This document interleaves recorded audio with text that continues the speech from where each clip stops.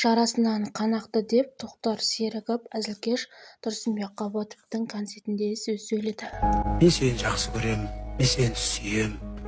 Дәл осылай әйеліне айтқан Тұрсынбек, бірақ 15 жыл бойы тоқалын жасырып келіп, дәл қазір тоқалын көрсетіп жатыр деген 2 жылдық. Жүрегіне бір ыңғайсыз тиіп атқанын білем. Жасыратын жоқ, қымбатты ағайындар.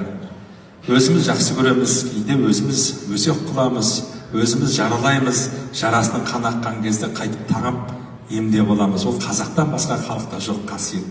Сондықтан өздеріңіз жаралап алған үлкен құсты қайтан жарақатын жазып, осы шапалақпен, осы құрметпен жасап жатқан ілтипаттарыңызға рахмет етейін. Менің айтпағым Есенқұл Жақыпбек деген ағамыз өмірден өтті, сол кісінің бір әдемі өлеңі бар, өлеңдердің ішінде кездеседі.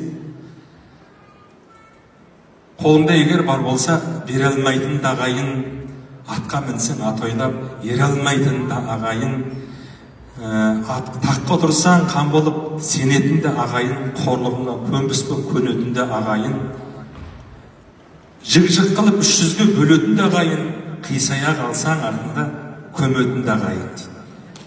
Рас қой. Бәріміз оған біз куәміз, сенеміз.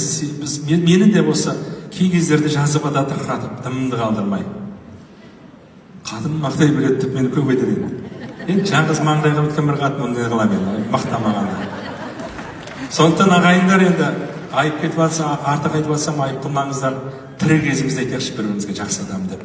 Өлгеннен кейін айтты кетер кезінде молда да сұрайды ғой, жақсы адам бе десе, шулап айтамыз ғой, жақсы адам деп.